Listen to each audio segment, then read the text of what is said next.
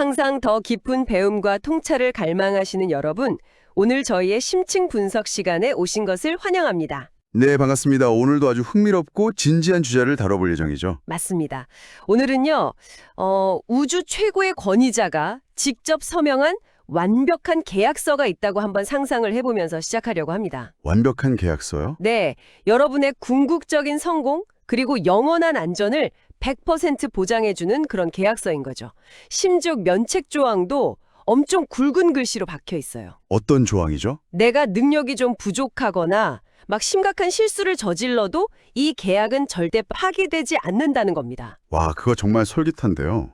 그런 계약서가 있다면 당장 서명해야죠. 그러니까요. 그런데 여기서 엄청나게 심각한 문제가 하나 발생합니다. 아, 역시 세상에 완벽한 건 없는군요. 어떤 문제인가요? 여러분보다 먼저 그 똑같은 계약서를 받았던 창립 멤버들 있잖아요.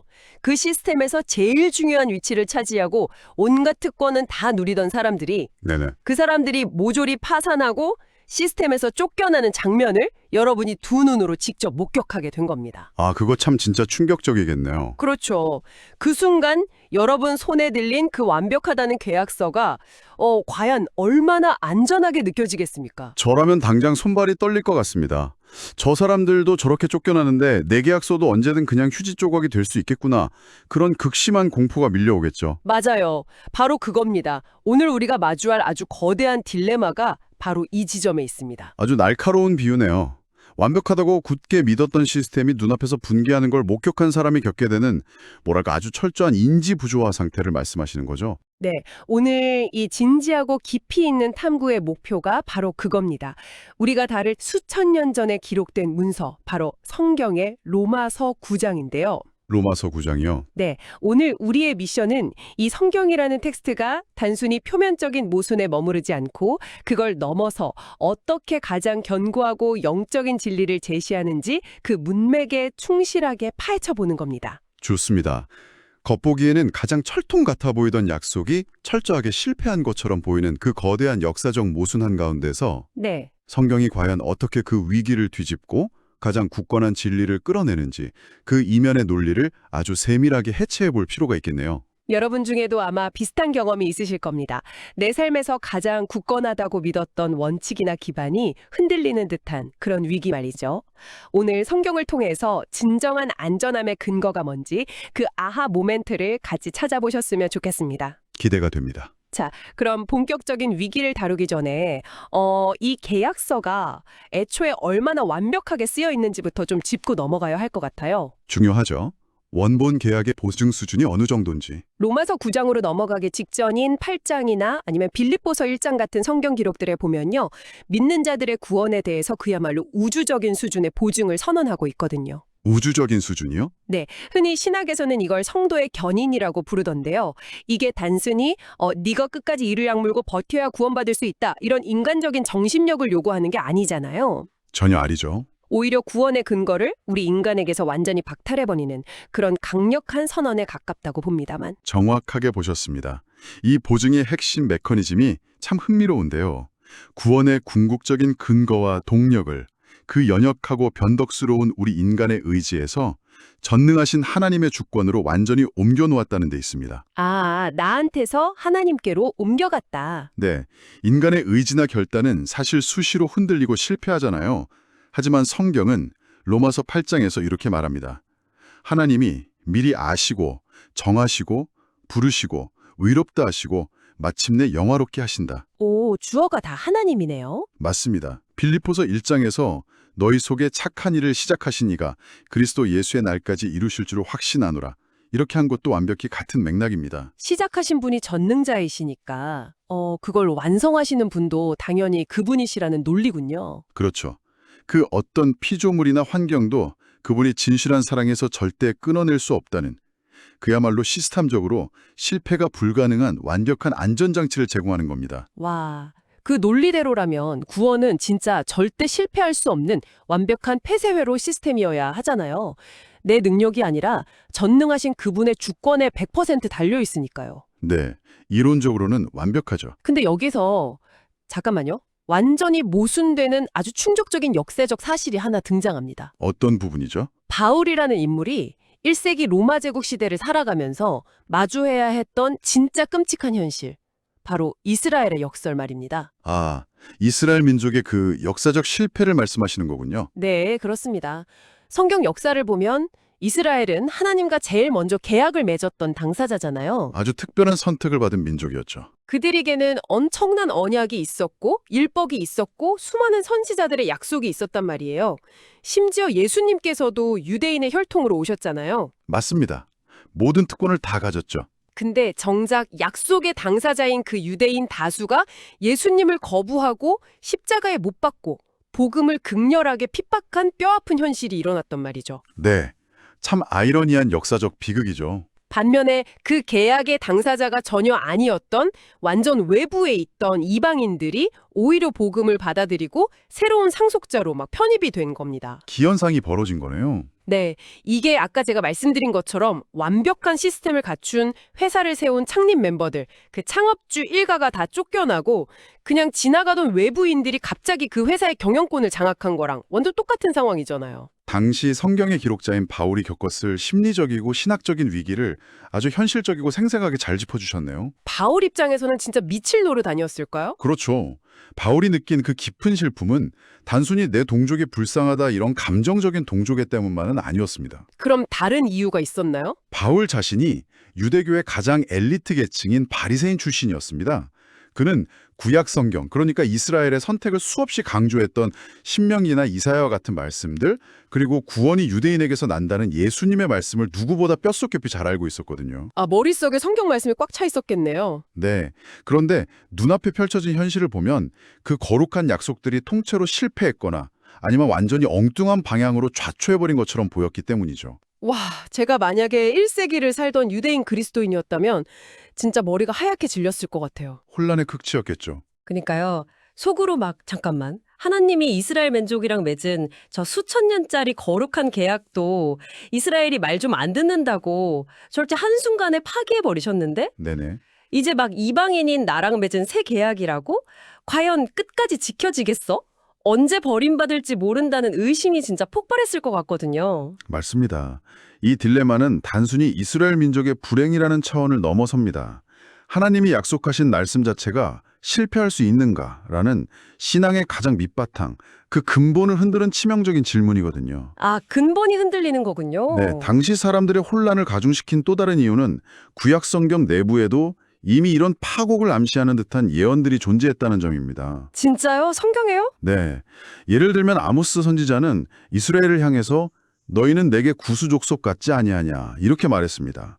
그들의 특별한 지위를 박탈하고 마치 이방민족처럼 취급하는 듯한 말씀을 남긴 거죠. 와, 엄청 충격적인 말씀이네요. 호세아 선지자 역시 그들이 하나님께 돌아오기를 거부하기 때문에 이방의 지배를 받을 것이라고 아주 무섭게 경고했고요. 선택받은 줄 알았는데 버림받을 수도 있다는 거잖아요. 네, 선택과 버림받음이 막 교차하는 이 극심한 혼란 속에서 당시 사람들이 느꼈을 하나님의 약속에 대한 진실성 그리고 신뢰에 대한 의무는 바닥까지 떨어질 수밖에 없는 상황이었던 겁니다. 결국 가장 굳건하다고 믿었던 그 혈통과 선택이라는 닷줄이 눈앞에서 그냥 툭 하고 끊어져 버린 거네요. 네, 완전히 표류하게 된 거죠. 그렇다면 성경은 도대체 이 거대한 모순, 그러니까 말씀이 철저히 실패한 것처럼 보이는 이 무서운 역사적 딜레마를 어떻게 수습을 합니까? 어떻게 수습할 것 같으신가요? 글쎄요, 하나님이 이스라엘 반항에 너무 지쳐가지고 원래 계획을 폐기하고 그냥 플랜 B로 넘어가자 이렇게 이방인들한테 갔다 이렇게 설명하나요? 흥미로운 추론이지만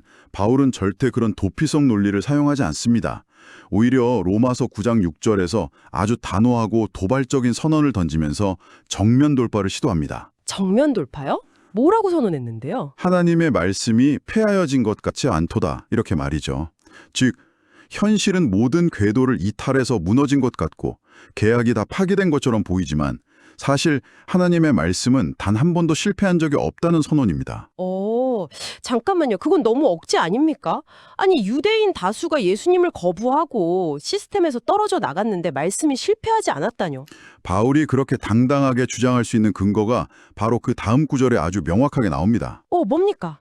이스라엘에게서 난 자들이 다 이스라엘이 아니여 또한 아브라함의 씨가 다 그의 자녀가 아니라 오직 이삭으로부터 난 자라야 네 씨라 불리리라. 아, 네 씨라 불리리라. 여기서 바울은 문제의 원인을 약속의 실패가 아니라 사람들이 애초에 그 약속의 대상을 완전히 오해하고 있었다는 데서 찾습니다. 아, 그러니까 애초에 성경이 말하는 이스라엘의 정의 자체가 우리가 알고 있던 그 표면적인 거랑 달랐다는 뜻이군요. 정확합니다. 여기서 아브라함의 씨라는 단어가 등장하는데 이게 이 딜레마의 논리를 푸는 핵심 마스터키 같습니다. 네, 아주 중요한 키워드죠. 씨, 즉 자손이라는 개념이요. 우리가 보통 씨라고 하면 뭐 생물학적인 DNA를 물려받은 혈통 이런 거 떠올리잖아요. 실제로 유대인들도 자신들이 아브라함의 직계 후손이라는 그 생물학적 족보를 무조건적인 구원의 보증수표처럼 여겼을 거고요. 바로 그 지점입니다. 1세기 유대인들에게 아브라함의 혈통이란 건 단순히 우리 민족 대단하다 이런 자부심 정도가 아니었습니다.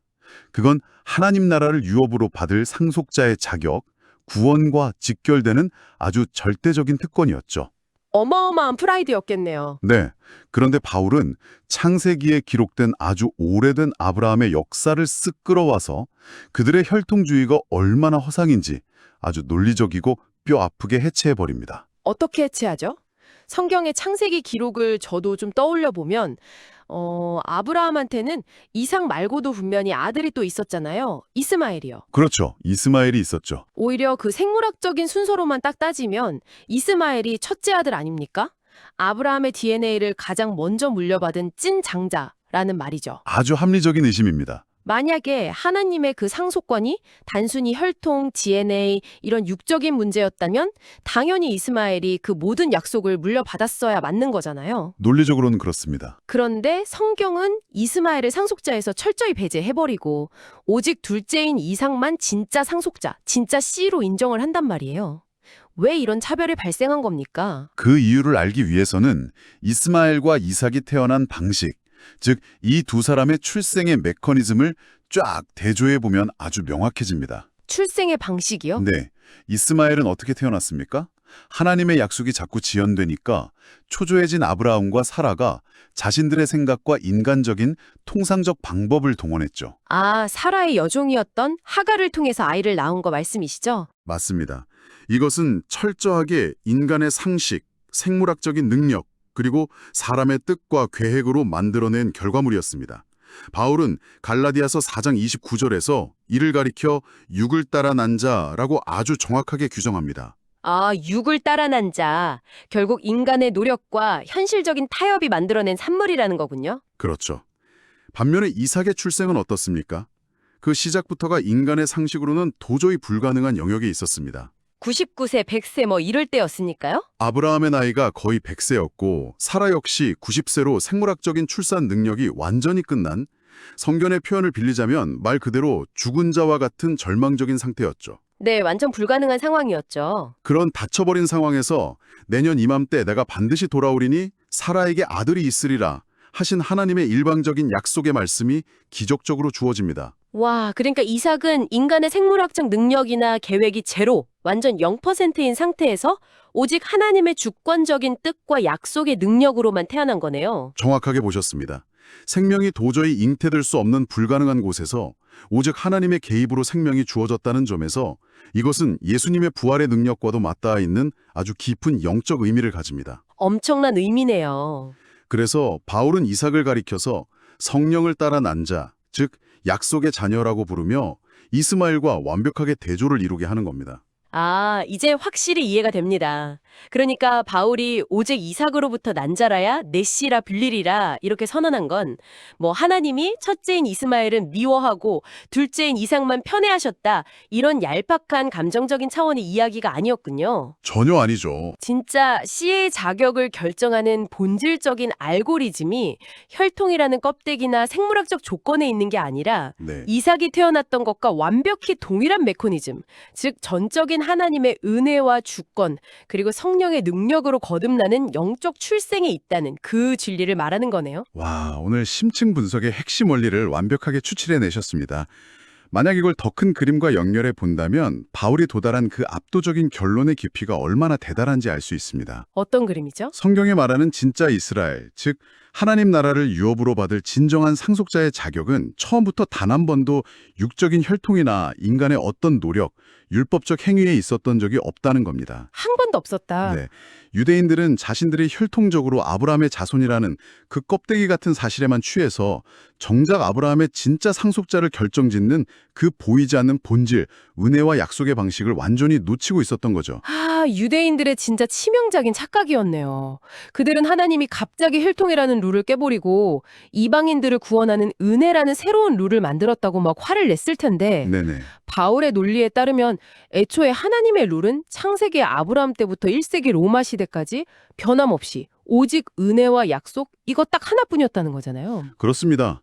결국 하나님의 말씀은 단 한 번도 궤도를 이탈하거나 플랜 B로 변경된 적이 없습니다. 육적인 이스라엘 다수가 예수님을 거부한 그 현실이 결코 진정한 영적 이스라엘의 실패를 의미할 수는 없는 것이죠. 결론적 통찰이 아주 선명해지네요. 제가 로마서 2장 29절의 말씀을 가지고 오늘 내용을 딱 정리해보고 싶은데요.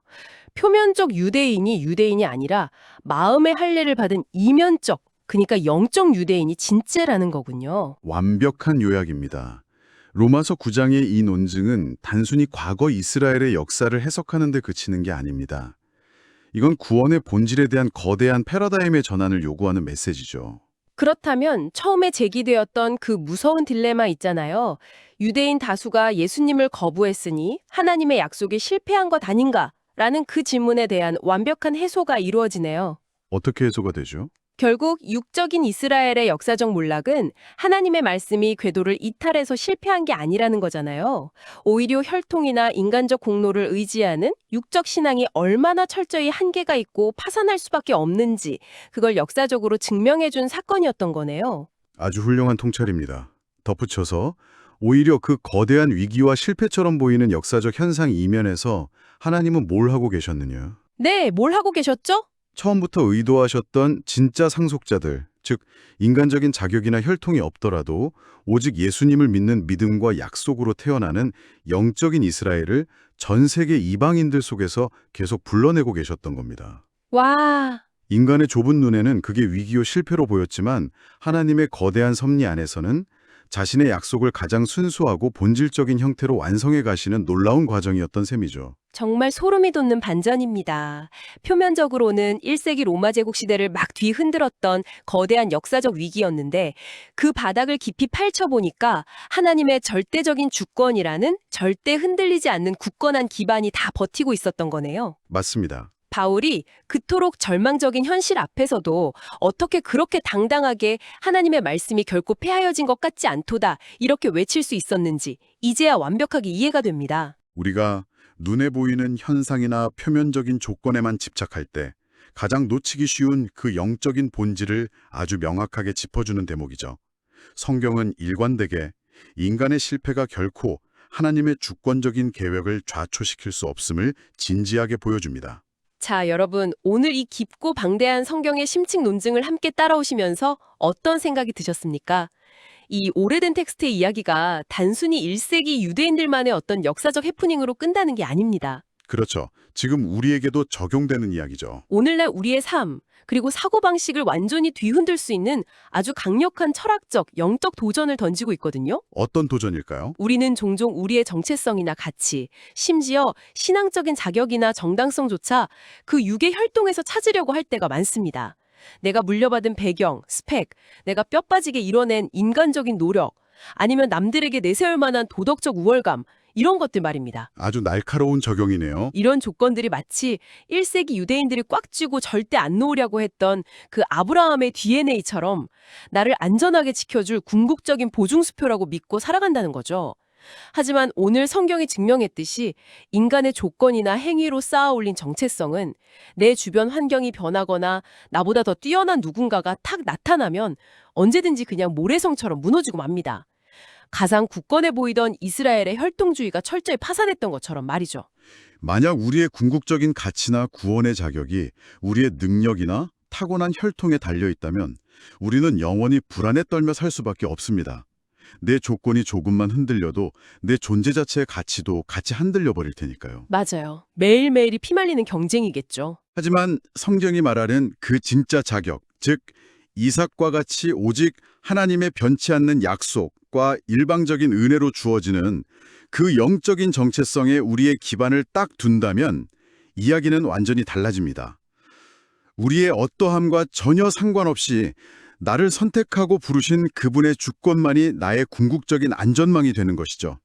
이것이야말로 인간의 모든 불안을 잠재우는 가장 강력하고 본질적인 해방의 메시지입니다. 전적인 은혜와 약속이라는 안전망이네요.